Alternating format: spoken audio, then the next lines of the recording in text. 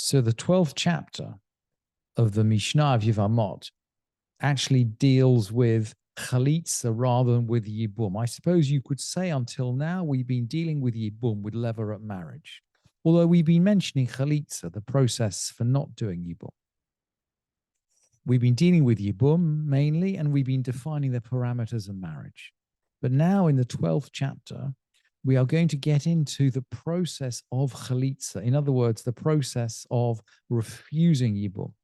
And whereas until now, by the way, the focus has been almost entirely on the man, we've been looking at this through the male gaze. It's interesting that the process here is actually run by the woman, not by the man.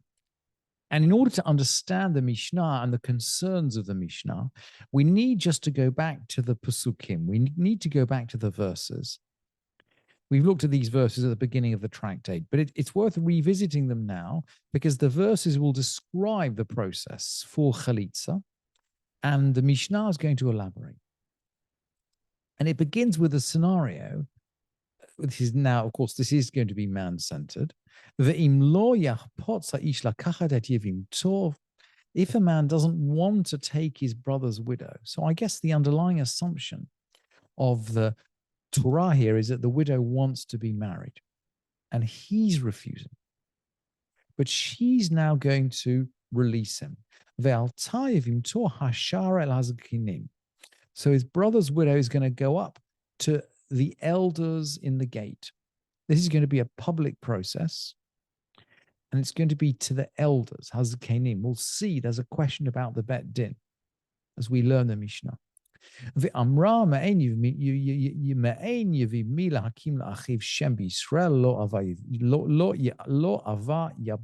My husband's brother, my brother-in-law refuses to do this.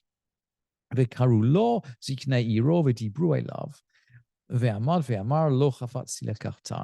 the elders of the town, we come back to the elders of the town. And we see this, by the way, in the story of Boaz and Ruth. Boaz goes and he finds the elders of the town, and he actually summons there a bet din. He summons a bet din, and he gets people to sit with him there. The Mishnah is not going to learn out from Boaz because he wants to learn out from the Torah, but we see a hint of that in the story of Boaz and Ruth. So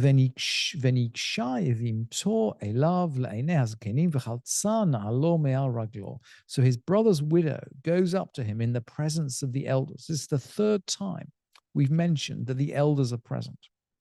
And she pulls the sandal off his foot or off his leg. So that's the first thing she needs to do. She pulls off his sandal. And she spits in his face. We won't see it in this Mishnah, but the rabbis actually learn out that she doesn't have to spit at him. She kind of spits in front of him. So that sort of the most degrading part of that ceremony is taken away by the rabbis. Ve'anata ve'amra, and then she makes a declaration.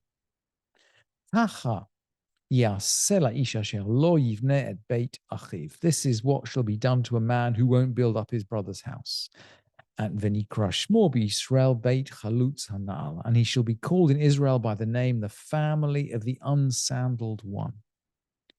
So there's something critical about this sandal and about the bit din. And the Mishnah now in the beginning of chapter 12 will start to play around with these ideas, start to examine these ideas. Mitzvat halitza bishlosha dayanim.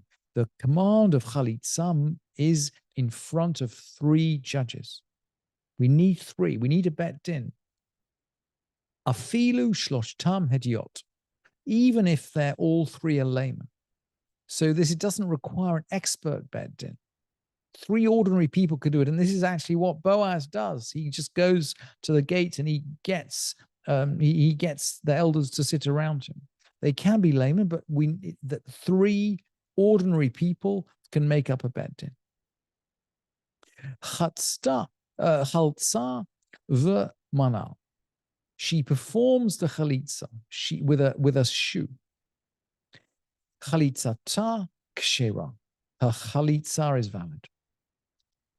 Ba'ampelia halitzata psula. If she performs it with a felt sock. An unfelia is some kind of shoe that's not made out of leather. Halitza psula, it's invalid. Somehow she has to do this with a leather shoe. We'll see the Rambam, we'll come back to this. The sandal sheyesh lo arkev, with a sandal that's got a heel on it. Kasher. V'she'ein lo arkev pasul. The sandal's got to have a heel. Somehow it's got to sit around the whole of his foot. If not, it's invalid. Min ha'arkuva ulamatan chalitzata kshera. From the knee down, she's got the sandal's got to be strapped up around his foot. In other words, below the knee. Chalitzata kshera. The chalitza is valid. Min ha'arkuva ulamalan chalitzata psula. From the knee and above, it's invalid. So we seem to be talking about somehow the mechanics of this shoe, the way it's strapped on, the way it's built.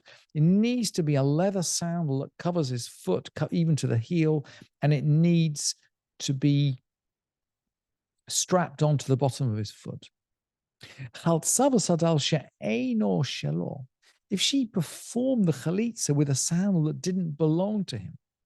Remember that Pesukim said, let's go back to the Pesukim. V'chaltza na'alo, she shall pull literally his sandal. Me'al raglo, she pulls his sandal off his foot. So the Mishnah is going to say, well, what if it's not his sandal? Chaltza b'sandal she'eino shelo. Or the sandal shelets.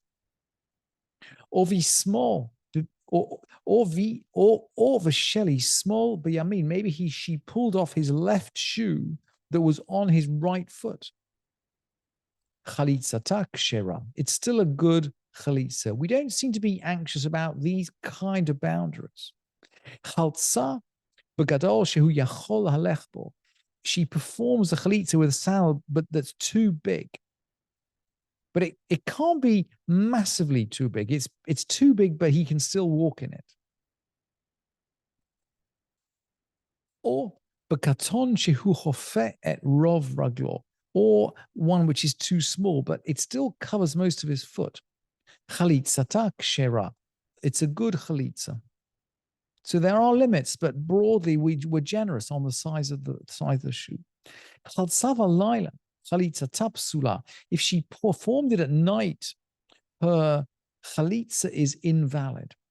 A bet din, well, there's an interesting question here. So generally a bet din that is judging a monetary issue can start during the day and can conclude at night. But if it's judging another issue, it has to sit only in the day. So when the Mishnah is saying, if she does it at night, the chalitza is invalid. We seem to be saying this is not just a monetary matter. This is not just a financial matter. This is something more significant than a financial matter. It has to be done during the day. Rabbi Eliezer machshir, and Rabbi Eliezer allows it.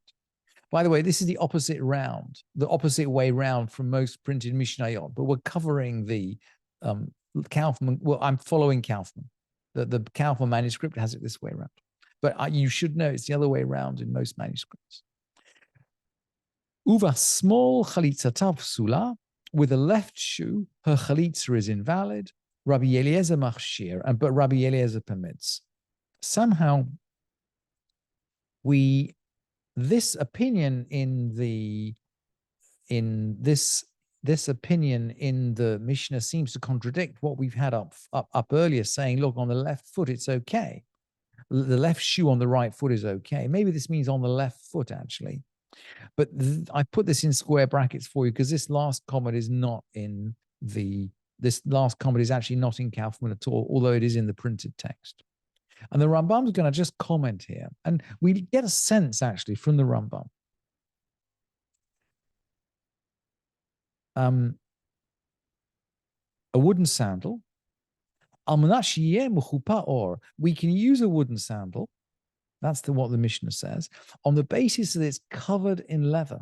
I mean, it's interesting. When the Torah talks about na'al, when the Torah talks about a shoe, the Torah is really talking about a leather shoe. The Mishnah has explicitly said it can't be a felt shoe. It's got to be a leather shoe. And even the wooden shoe, well, the Rambam is saying, no. It's not any old wooden shoe. It's a wooden clog maybe, but it's covered with leather. This is all just kind of after the fact. In principle, in other words, before the fact, you don't permit it. We need a leather shoe. There's something about leather which the rabbis seem to think is enormously important. And then ve'ein halacha ketanakama ba'amro halitza v'layla halitza kshera. That we don't go with the first opinion in the Mishnah saying halitza at night is valid. We can't do halitza at night. Velo Rabbi Eliezer bihiyot machshir bismol. And we don't go with Rabbi Eliezer, who permits with the left foot. So in fact, saying halitza at night, the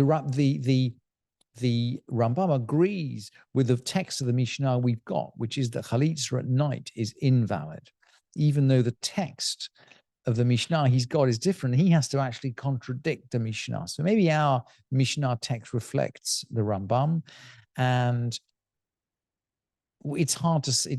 We've said already that the text of the Kaufman manuscript in this whole tractate seems to be a bit ragged, a bit unclear.